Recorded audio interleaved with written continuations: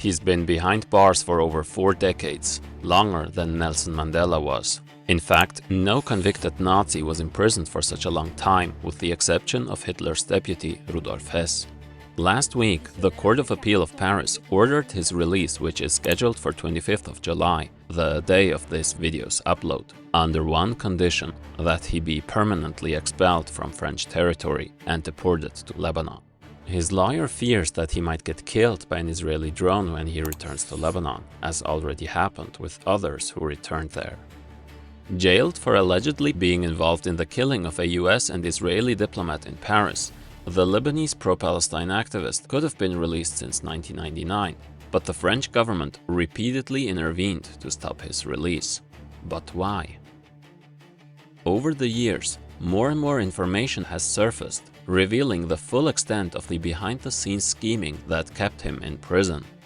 A former French intelligence chief described the case against him as an orchestrated intelligence conspiracy, one which involved the most powerful politicians and institutions.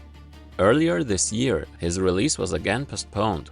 Government officials refer to the volatile political situation, meaning the war against Lebanon and the genocide in Gaza, arguing that early or ill-timed release could have dangerous implications. In Lebanon, he's considered a hero, in Palestine, a comrade, and in much of the world, a prisoner of conscience. This is the story of Georges Ibrahim Abdallah, a Lebanese Marxist who dedicated his life to the Palestinian cause and became a target of Western governments. His case has mobilized hundreds of thousands of people worldwide, with support surging dramatically since Israel's genocide in Gaza.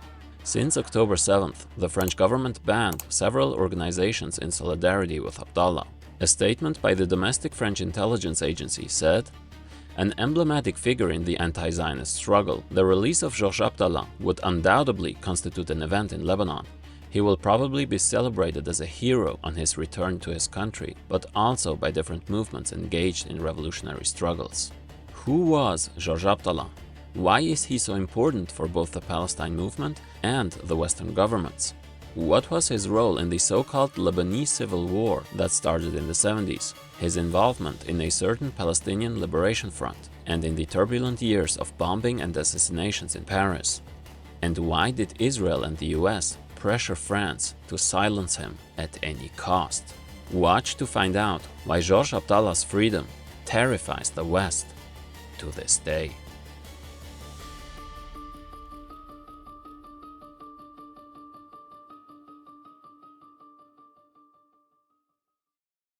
The topics I cover aren't favored by the algorithm. They often get suppressed or buried. That's why your support is crucial, whether it's liking, sharing, commenting, or supporting my Patreon to help me keep going. It makes a real difference in helping this content reach more people.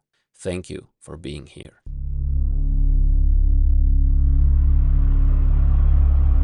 In October of 1984, Georges Ibrahim Abdallah, who lived in Switzerland at the time, went to Lyon in France to get a deposit for a rented apartment.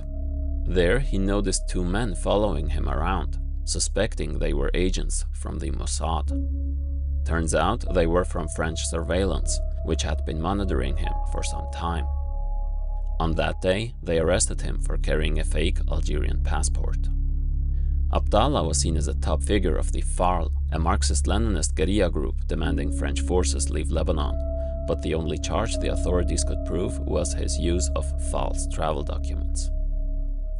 The group's members, in order to pressure his release, kidnapped the French diplomat in Lebanon.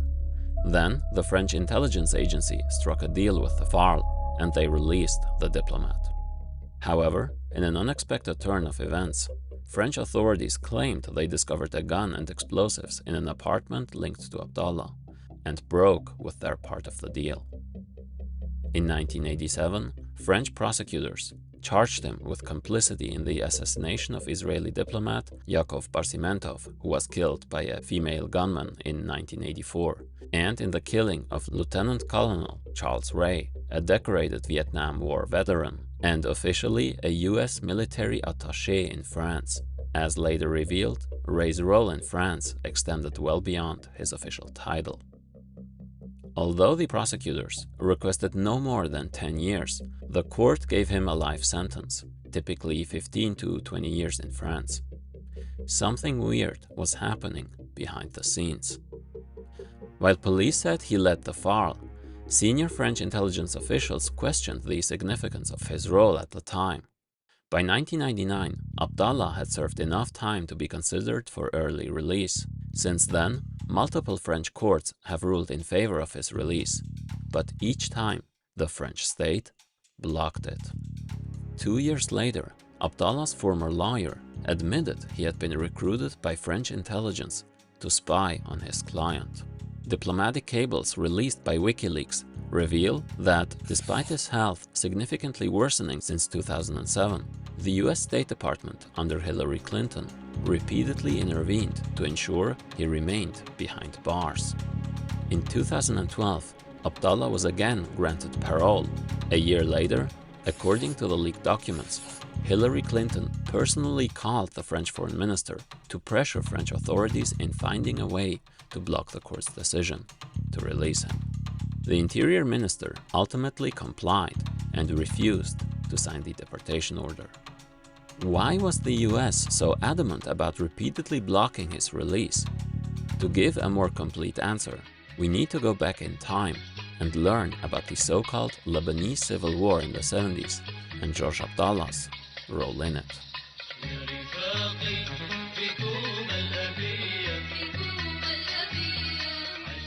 After the ethnic cleansing of 1948 and the Zionist occupation after 1967, the Palestinian Fedayin, emerging out of the destitute refugee camps, had established themselves in the surrounding Arab countries. 400,000 of these refugees now lived in Lebanese camps, where the Palestine Liberation Organization, short PLO, became so powerful that its presence was described as a state within the state. After the war between the PLO and the Jordanian-British collaborator monarchy in 1970, the center of the Palestinian Fedayi shifted from Jordan to Lebanon.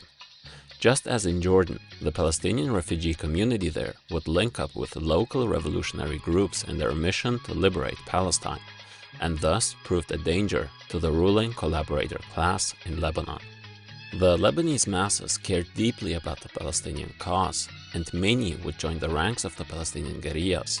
Among them, a young guy from a Maronite Christian family, born in 1951 in a village in northern Lebanon. His name? Georges Ibrahim Abdallah. The war in Lebanon between 1975 and 1990 is frequently painted as a civil war between different religious communities, which masks the underlying colonialist and imperialist roots for the tragedy. The French colonial mandate entrenched a sectarian political system designed to preserve the ruling Maronite Christian class dominance, which was aligned with Western powers, marginalizing and economically excluding the significant Muslim minority and working class, favoring the rich, centered in Beirut's banking and service sectors. The PLO's armed presence in the refugee camps and the Lebanese left's support for Palestine and working class liberation threatened these pro-Western elites, which is why the US, France, and Israel started supplying arms and intelligence to the notorious Phalange. The Phalangist party was led by the powerful Gemayel family, with close ties to France and Israel. Pierre Gemayel had modeled the party after the Francoist Falange of Spain, the Nazis and Italian fascists, adopting brown shirts and the fascist salute. The PLO correctly accused the CIA of helping the Phalangist militias procure weapons from European black markets, and was convinced that Henry Kissinger was instigating the chaos about to come in order to exclude the PLO from the ongoing so-called peace process in favor of Jordan. It's rarely mentioned that Israel started airstriking Lebanon already before the official outbreak of the war in 1975 to crush Fatah land, the PLO guerrilla power zones in the south. Meanwhile, the Lebanese opposition united under the Lebanese National Movement, short LNM, a front of communists and progressives. Its general secretary was Mohsen Ibrahim. If you remember, we already talked about him in my video about the PFLP, the Popular Front for the Liberation of Palestine. The PFLP, as part of the PLO, will also fight and ally with the LNM and attract many young Lebanese to their ranks, among them a secondary school teacher, Georges Abdallah. In early 1975, rising discrimination against Muslims and the assassination of a Sunni leader were among the events that triggered unrest. But total escalation began when Falangist militiamen ambushed a bus carrying Palestinians from the Tal al-Za'atar refugee camp and massacred 27 people. The LNM and their Palestinian allies called for the isolation and a boycott of the Falange party and retaliated with armed action. But the leader of the PLO, Yasser Arafat, was hesitant and secretly broke the boycott by sending his chief bodyguard to negotiate with the Falange in the hopes of preventing escalation, as part of the diplomatic strategy his circle had started pursuing from the 70s, a strategy the PFLP will call the start of Palestinian betrayal. Arafat didn't see political meddling in other countries as helpful for the Palestinian cause, but for Georges Abdallah and the PFLP, it was essential to overthrow the Zionist collaborator ruling class of Lebanon and other Arab reactionary regimes, as this was crucial for liberating Palestine. And it was this outlook, not the one of Arafat, which was so dangerous to Western imperialism. Due to the brutal Israeli invasion in 1978 and increasing surveillance from Lebanese and Western-backed intelligence networks, many militants left Lebanon for Paris. In March, head of the PFLP external operations, Wadi Haddad, was assassinated by the Mossad, and it was during this fallout when Georges Abdallah founded the Lebanese Armed Revolutionary Factions, FARL, largely made up of leftist Maronite Christian background Lebanese and inspired by urban guerrilla groups at the time, with whom they will soon connect and learn from. Abdallah saw how the war in Lebanon exposed the colonial and class alliances between the reactionary Arab regimes, Zionism, and Western imperialism, and that damaging imperialism anywhere directly contributes to the liberation of Palestine. This lesson Abdallah will take with him to the heart of the empire. In 1982, Israel invaded Lebanon once more. The US backed the operation and stationed Marines in Beirut. The Palestinian factions were forced to relocate and rebuild, leaving a vacuum of resistance, soon to be filled by the Party of God. That same year, the notorious Sabra and Shatila massacre took place, where thousands of Palestinian refugees were slaughtered by Falangist militias with the complicity of the IDF. For the FARL, it was time to strike back.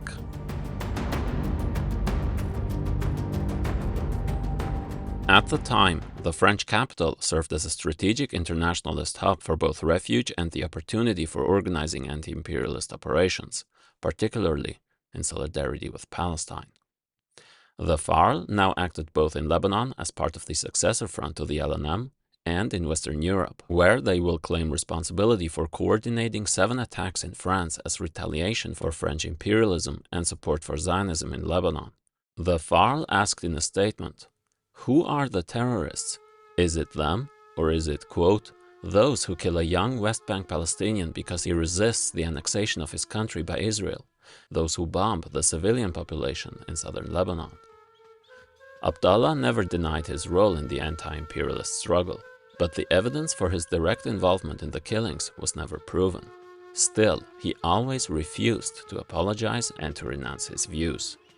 When he was sentenced for life, he told the court, quote, "If the people have not entrusted me with the honor of participating in these anti-imperialist actions that you attribute to me, at least I have the honor of being accused of them by your court and of defending their legitimacy in the face of the criminal legitimacy of their executioners." In 2012, the Lebanese Prime Minister went to Paris and asked the French government to let his compatriot Abdallah out of prison, calling him a political prisoner. The French court in charge of terrorism cases was ready to agree, but the ministry's political will was missing. What does it mean to be a political prisoner?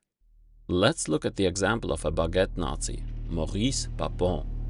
Papon was found guilty in 1998 for helping deport over 1,000 Jews to Nazi concentration camps during World War II.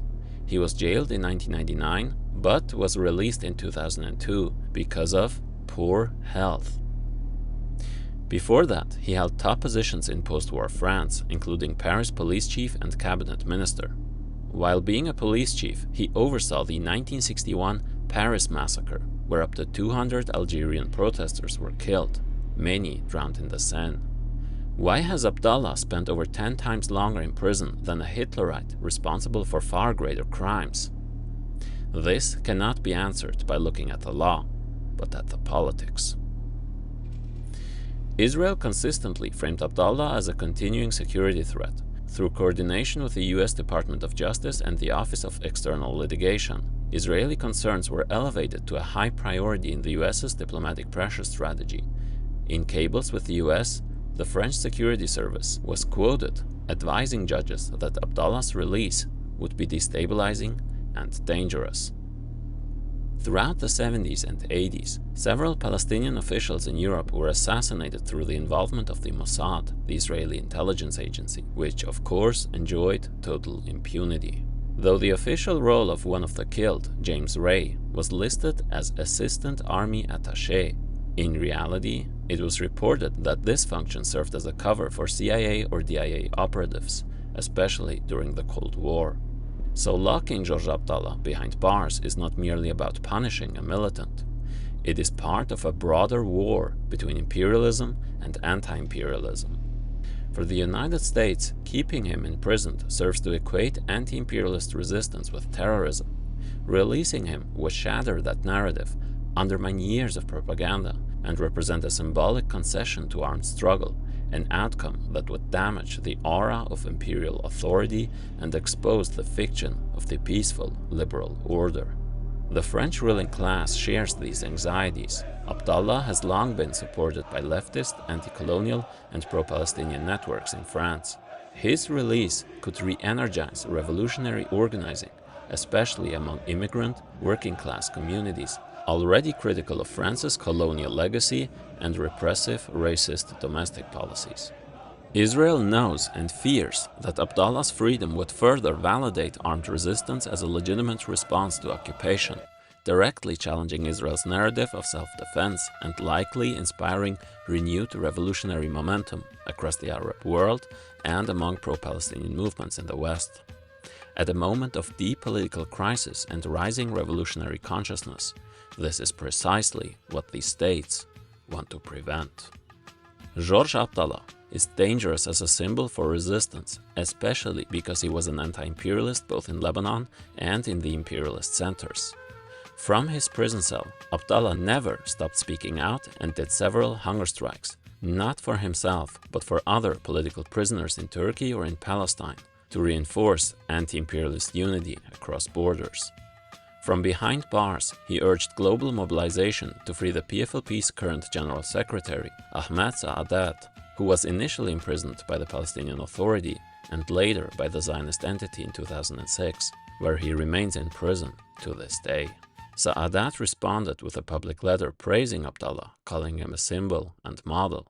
In order to understand the PFLP's history and strategy for liberation, which is crucial to understand Abdallah's politics, go watch my videos on the PFLP next.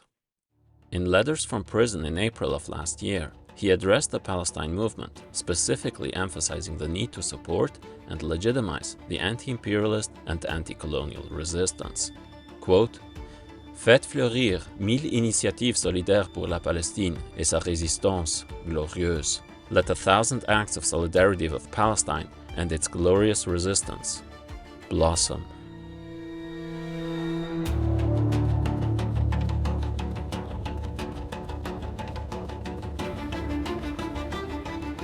هذا المناضل بيصمد بقدر ما رفاقه في الخارج بيكونوا هن ما يحتلوا الموقع الأساسي في المواجهة. انتصرت مواجهة العدو والاستمرار في مواجهته إلى الأبد حتى نحكم. إسرائيل تعيش آخر فصول من وجودها، هذا آخر فصل، ما فيش عندها فصل آخر.